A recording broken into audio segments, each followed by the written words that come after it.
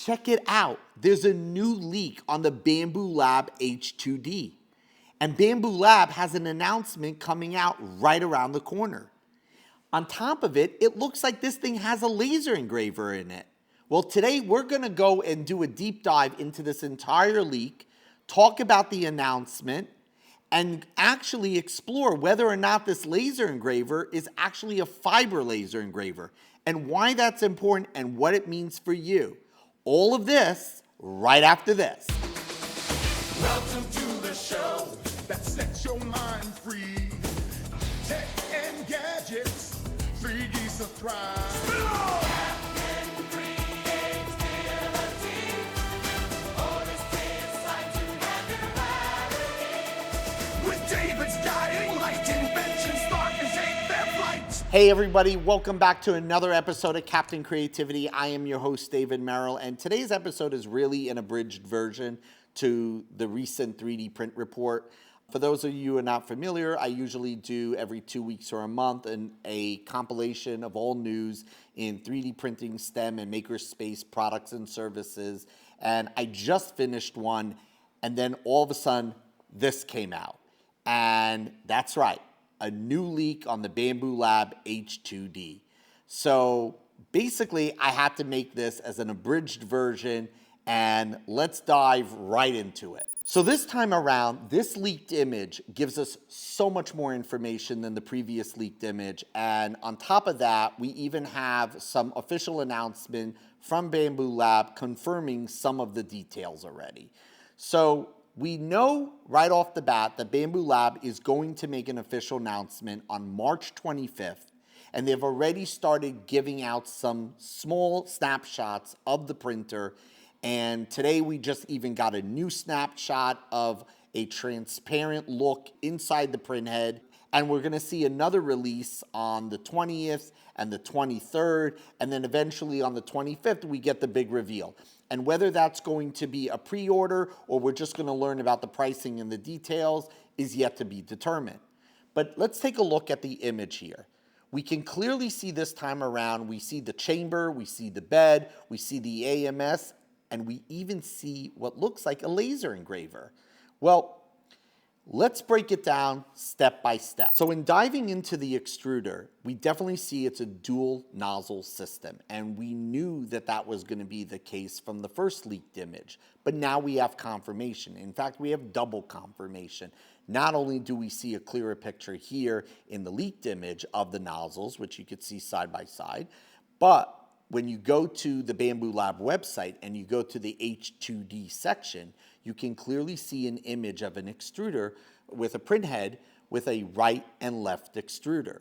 So now we have total confirmation that there is a dual nozzle system here. Now, what does this mean for you? Well, essentially this means quicker print time in your multicolor or multi-material prints. If you're swapping between two different types of materials or two separate types of colors, there's no purge here because essentially when you need one material, the other one kind of retracts or moves out of the way, and the other one comes down and starts printing right away. And because it's a totally new nozzle and it's dedicated to that other filament, it's not going to require purging, which is great news. But what happens with the third and the fourth? Well, it is a dual nozzle system.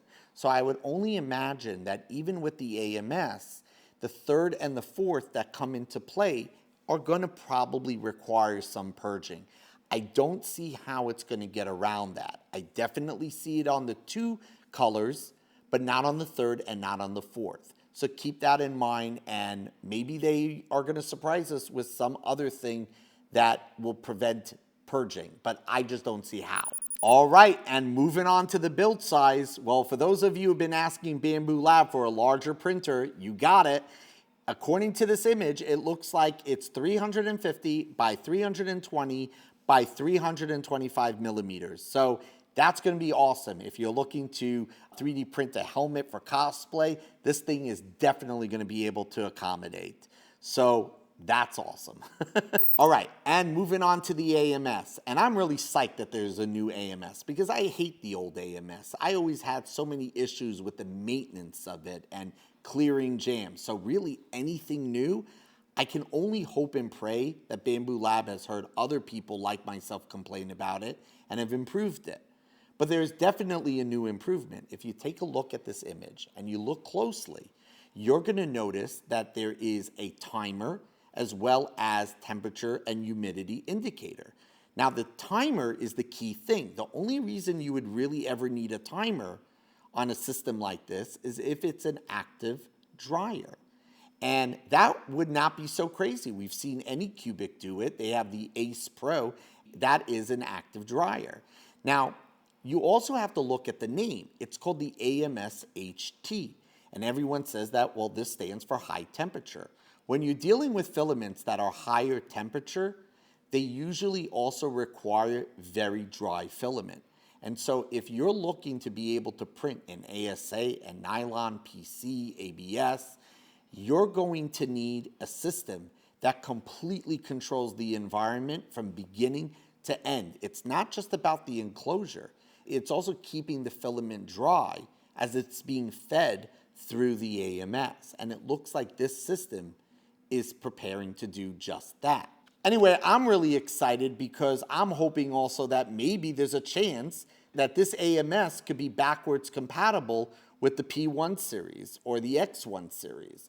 Well, anyway, here's hoping. So when it comes to ventilation, we can see from this image here that there looks to be some sort of like active heating chamber or a really smart ventilation system.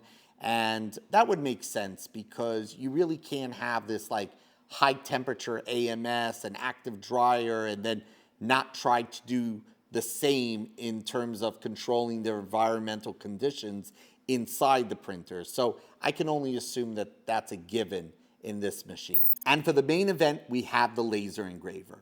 So let's take a look at this. If you zoom in, you'll notice that it clearly says laser. But when you zoom out, you look at it and you say to yourself, well, wait a minute, that thing is just sitting on top of the printer. How do we know that that belongs to the printer? I mean, there's a phone right next to it. I don't think that that belongs to the printer. I don't think the spool on top or that orange apparatus belongs to it. So why do I think that that device belongs to this printer? Well, there are a couple of other pieces of evidence that indicate that this is a laser engraver module and it does belong with the H2D. So let's take a look at that. The first thing we can see are the doors and the side panels. If you look at it, it has that green tint to it, and that's usually indicative of IR filtering material that's usually done in acrylic or polycarbonate of some nature. And the whole idea is it blocks out the wavelength that the laser is operating on. And this is a protective material for you and people around you. And you'll notice that they're not just putting it on the front, they're putting it all around. So they really want to make sure that no one gets hurt when this is an operation. So definitely that's another one. But you could always say, hey, maybe they just want green tinted doors. Sure, we could go with that. And another piece of evidence comes from a user on Reddit who posted all these products and SKU numbers that have recently been added to Bambu Lab's website.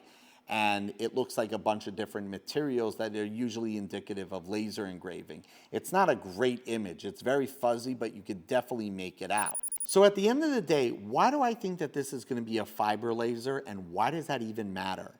Well, the first thing you need to know is that laser engraving on 3D prints is nothing new. We've definitely seen YouTube videos out there of people attempting this. And when we see people doing it with a blue diode laser, the results are meh. In fact, they're really not that great.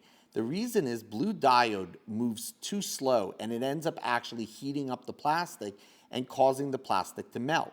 So you don't really get very good finishes when you're done. Now, CO2 is the same way, but when you move to fiber, fiber moves so fast that it basically doesn't melt the plastic and it leaves you with beautiful designs. You could see here in this video someone doing it and they did an amazing job and it looks fantastic. But then there's another piece of evidence that we saw from earlier from those products and SKUs that were added to their website. And one of those are transparent plastic. Well, here's the thing. Blue diode cannot work on transparent plastic. So I don't see how it's going to do it, and neither can CO2. So the only thing that really works well on transparent plastic is a fiber laser. So I think that coupled with the fact that it's really the only good way to laser engrave 3D prints, I would be shocked that this is a blue diode laser. If it is, it's really going to be very disappointing. But here's the thing. Right now, people are speculating that this is going to be even maybe upwards of $4,000. And when you look at that price tag, you're thinking, that's insane. Why? Well, let's look at the xTool F1 Ultra. That's a fiber laser engraver. And when you look at it, you'll notice that their price is $3,700. Now, that's just for a standard fiber laser with a working size of only 220 by 220. Imagine now being able to have a fiber laser on a much larger bed size, a much larger working area, coupled with 3D printing. All of that, I could totally see it being that price tag because you're getting the best of both worlds. Now, it's quite possible they might sell this at a lower price and the laser module could be an add-on for an extra $1,000 or $2,000, who knows? And honestly, that would probably be the smart move because to force people to go that direction, why? Why do that? So I definitely think that it will likely end up being an add-on that you can do, and I'm really excited for it. So in conclusion, I'm very excited about this printer, and I think that it's going to be very interesting to see Bambu Lab get into the laser engraving industry because this is going to put them right up against xTool. And so I won't be surprised that xTool then comes out with a 3D printer because one thing that Bambu Lab did and did very well is they created a very easy to use ecosystem in 3D printing. xTool does the same thing for laser engraving. And now Bambu is going to kind of step on their turf and say, well, we think we could do it a little bit better at a bigger size. And so I'll be very interested to see how they respond to that. Regarding the price, I really hope that these things come in different modules. I think there will probably be a H2D barebone version, fully enclosed, of course. And then you could buy the modules separately and, of course, the AMS HT separately. But we're going to learn more, and I'm sure we're going to learn all of this, hopefully, on March 25th, where either they're going to just tell us everything, including, hopefully, the price, and maybe there will be a pre-order. Personally, I would love to get my hands on one of these printers. I think the large format is great. I love the fact that it's coupled with laser engraving, which I really hope is the case, and that they are using a fiber laser engraver. The working size will be amazing if this is a fiber laser engraver. All right, and that's a wrap. So listen, I am sure you're going to have a lot of feedback, a lot of questions, maybe even some complaints. Well, put it all in the comments below. I'll love to hear it, and I'll do my best to answer each and every one of you. And as always, thank you so much for watching. Please don't forget to like and subscribe, and happy printing.